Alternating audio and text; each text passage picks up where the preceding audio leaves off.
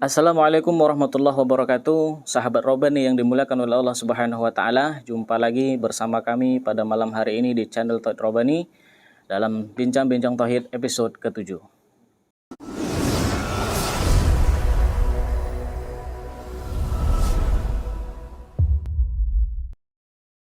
Assalamualaikum warahmatullahi wabarakatuh. Waalaikumsalam warahmatullahi wabarakatuh. Terima kasih Ustadz telah memberikan kesempatan kepada saya untuk saya bertanya. Yang mau saya tanyakan Ustadz mengenai Nur Muhammad. Itu bagaimana cerita ataupun asal Nur Muhammad itu? Apakah ada di Al-Quran? Jika ada dalam Al-Quran, itu di surah apa Ustadz? Mohon penjelasannya Ustadz. Ya baik Pak Jul. Ya artinya apa menjadi buah pertanyaan Pak Jul tadi itu sebenarnya Allah menjelaskan di dalam Al-Quran, maka Muhammadun aba ahadim mirijalikum walakin Rasulullah, bahwa Muhammad itu bukanlah seorang ayah laki-laki di antara kamu, akan tetapi Muhammad itu adalah seorang utusan Allah.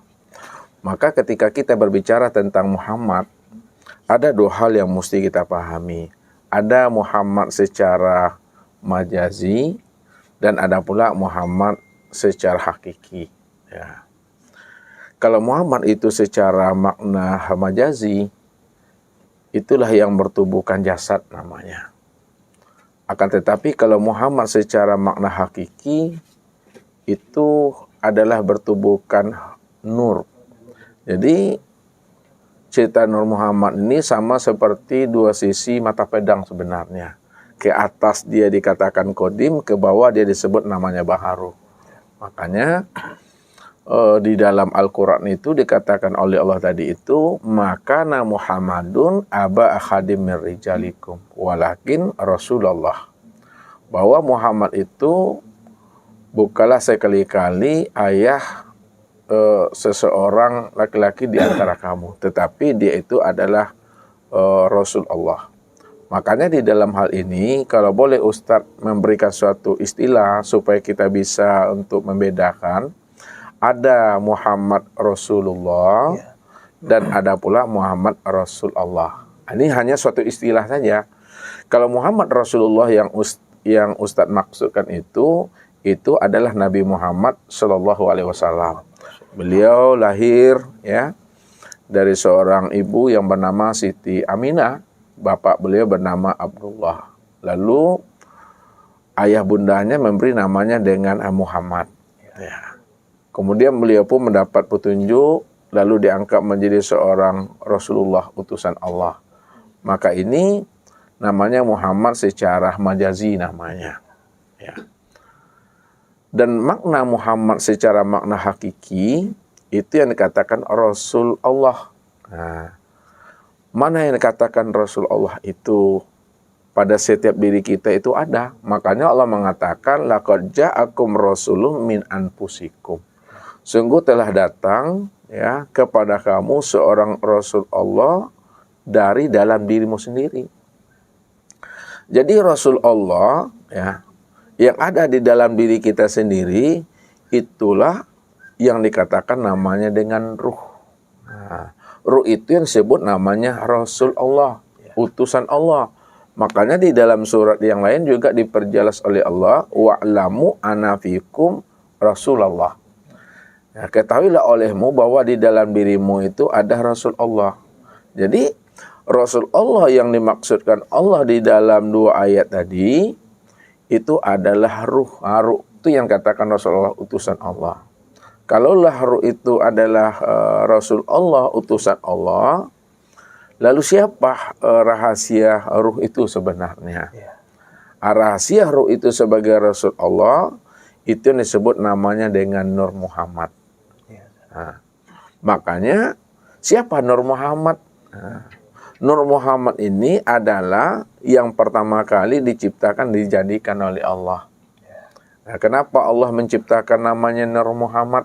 Ya, Allah menciptakan Nur Muhammad itu sebenarnya Allah ingin mengenalkan akan dirinya. Kalau Allah tidak mengenalkan dirinya melalui namanya Nur Muhammad atau Muhammad, maka Allah tetap dalam keadaan batin dia. Dirinya nggak bisa dikenal, dirinya tidak bisa dipuji, diagungkan dan dibesarkan. Maka sebelum Allah menciptakan namanya Nur Muhammad, yang ada pada saat itu hanyalah Allah semata-mata. Bahkan Ustadz katakan, kata-kata Allah pun pada saat itu juga belum ada. Yang ada itu yang si Maha Ada. Nah, kata-kata si Maha Ada pun juga belum pernah ada. Kenapa belum pernah ada? Karena yang ada semata-mata itu hanya dirinya sendiri. Alam belum ada, nur belum ada, dia hanya sendiri. Disitulah dikatakan di dalam Al-Quran surah Al-Insan itu selalu Ustadz utarakan, hal ata alal insan hina minad dahri lam yakun syai'an mazkura. Telah datang kepada manusia satu waktu dari masa yang tidak pernah bisa disebut. Tidak bisa disebut itu artinya karena belum ada yang wujud, belum ada yang ada, belum ada selain daripada dirinya Allah tadi itu.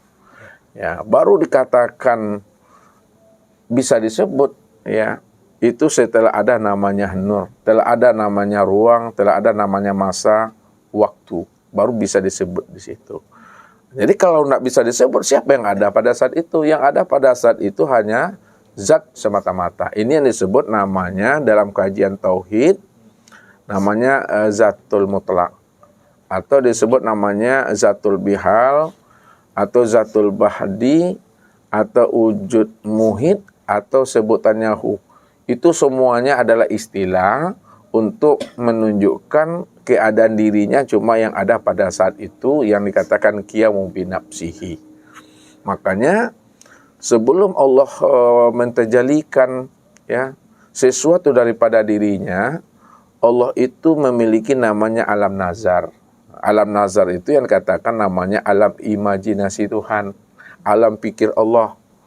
Nah, apa kata Allah di dalam alam pikirnya, ingin menciptakan sesuatu daripada dirinya supaya dia bisa dipuji, diagungkan, ya, sehingga ada yang menyembah dan ada pula yang disembah, ada yang dipuji dan ada pula yang memuji. Maka ketika itu Allah mengatakan di dalam kalam batinnya, di dalam imajinasinya atau alam nazarnya namanya, kata Allah itu kuntu kanzan mahfian wa ahbabtu an wa'rafah wa khalaqtul khalqa li'arifani. Aku ini adalah perbendaharaan yang tersembunyi, ya. Wa ahbabtu an wa'rafah. Nah, lalu aku ingin dikenal, ya. Karena aku ingin dikenal siapa diriku yang sebenarnya. Nah, kalau aku ini Tuhan, lalu siapa yang akan menjadi hamba? Nah, kalau aku hamba, siapa yang akan Tuhan? Jadi ketika itu Allah bernazar di dalam nazarnya sendiri, alam pikirnya sendiri.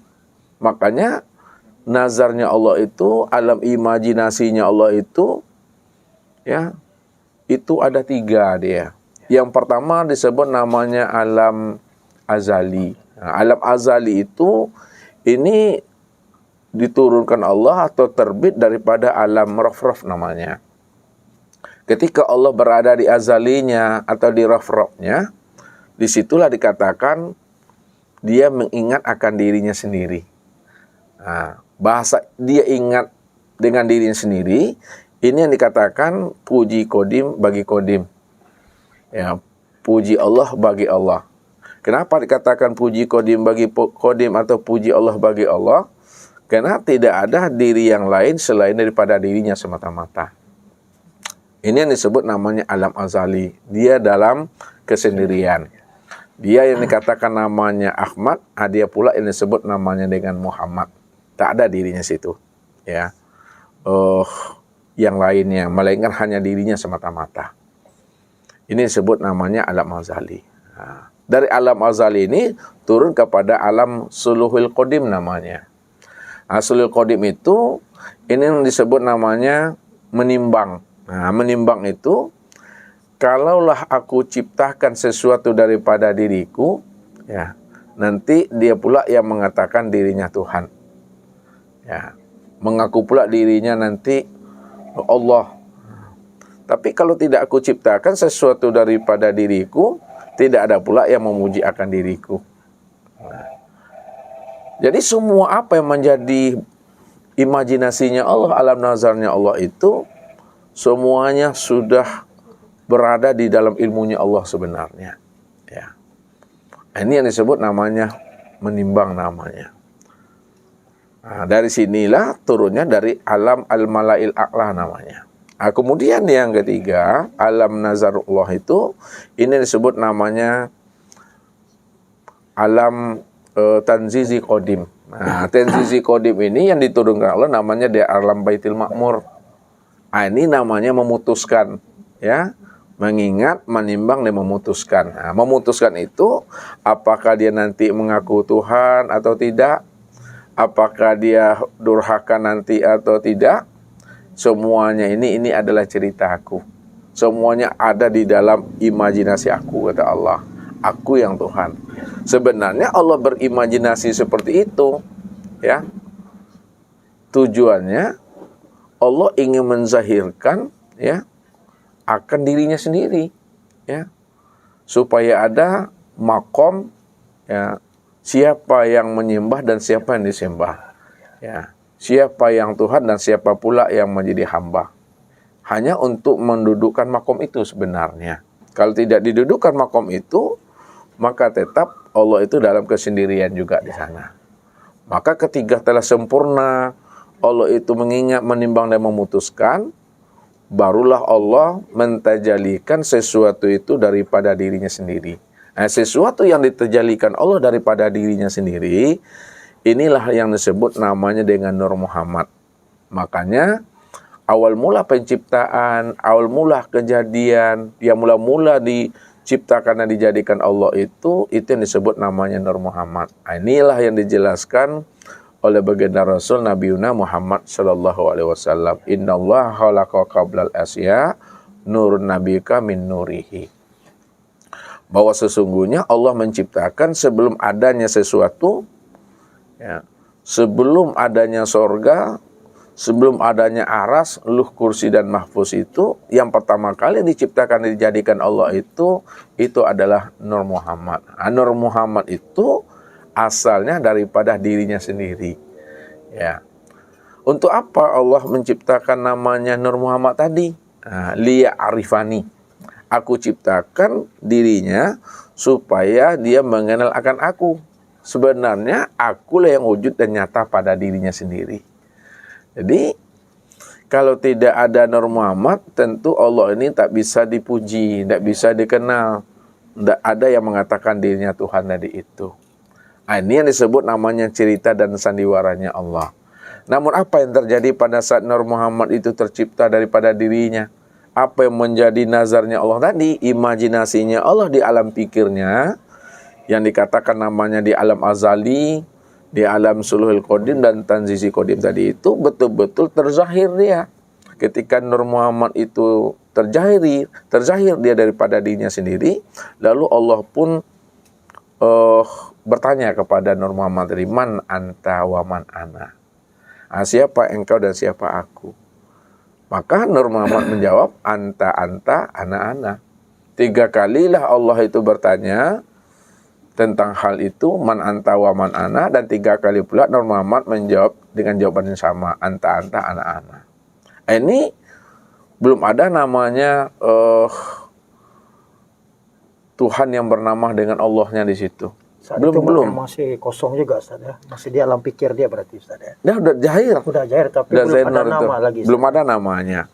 Nah, jadi untuk memberikan suatu nama, barulah ada pertanyaan di situ. Apa kata Allah tadi yang qadim itu?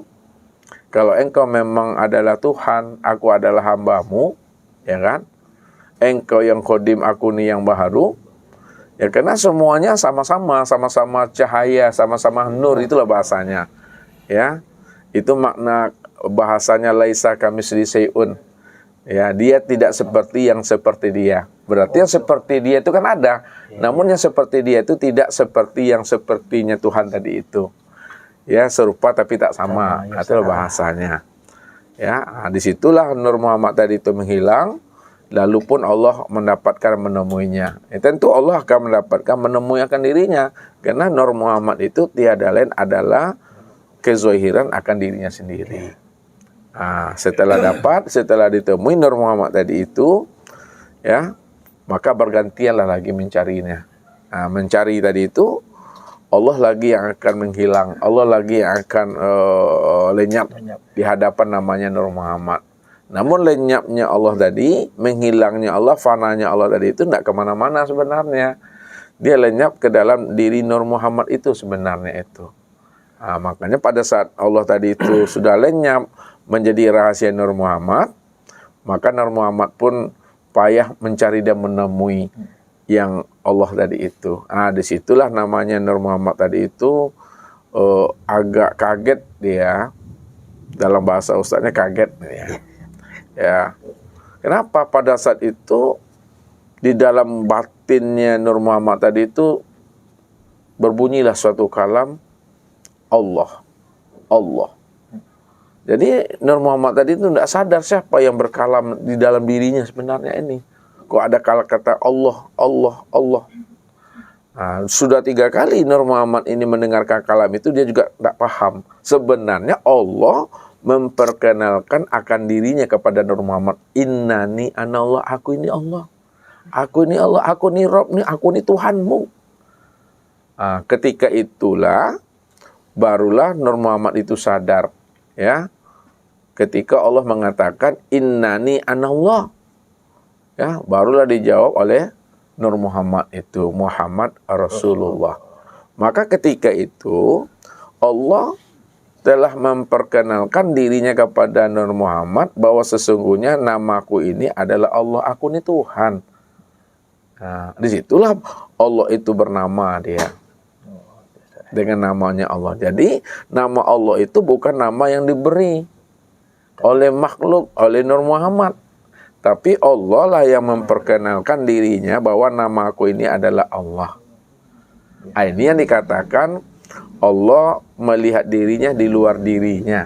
Allah memperkenalkan dirinya di luar dirinya. Yang di luar dirinya tadi itu yang disebut namanya dengan Nur Muhammad itu. Sedikit saya tanyakan, apakah saat itu ketika dia memperkenalkan dirinya, apakah Allah itu masih di alam qadim atau sudah menzer di alam baharu gitu, Ustaz? Ketika dia memperkenalkan pada diri pada Nur Muhammad, Ustaz. Ya. Ya, dia telah zohir namun dalam keadaan batin. Yang namanya alam semesta, ya, itu belum ada, belum zahir lagi. Ya, yang zahir itu hanya nur baru di situ. Namun setelah Tuhan itu bernama dengan nama Allah tadi, ya, barulah terciptalah namanya sekalian alam ini.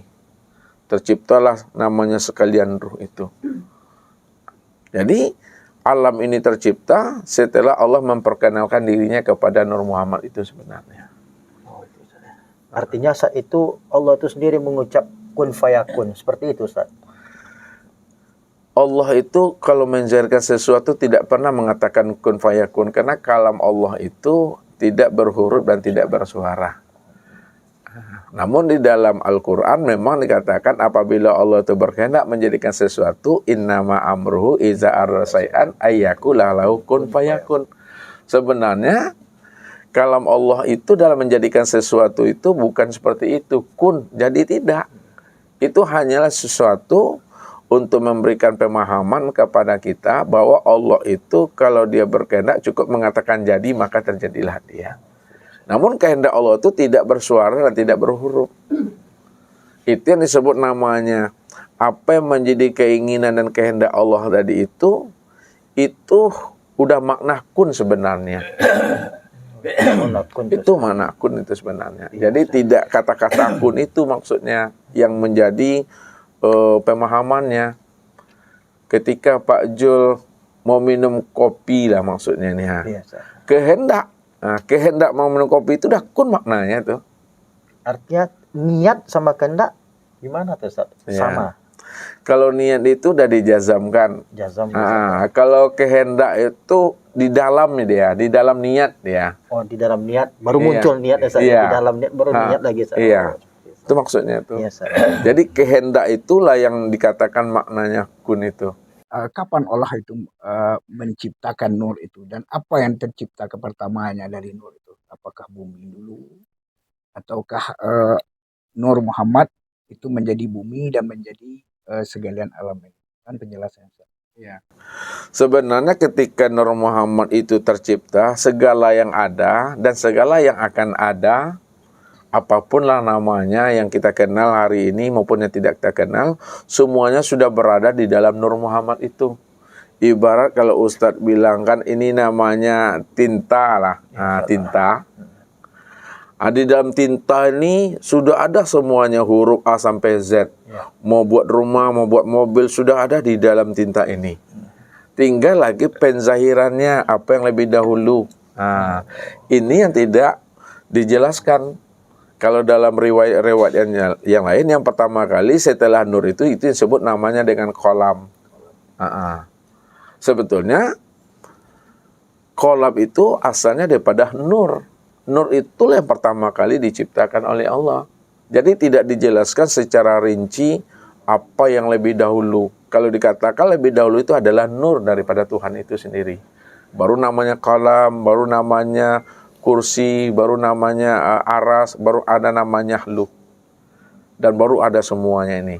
Namun itu semua diciptakan Allah, dizahirkan Allah, baru dia wujud sesuai dengan apa yang menjadi perencanaan Allah sebenarnya. Berarti Allah hanya menciptakan nur pertamanya. Iya. Jadilah yang lain.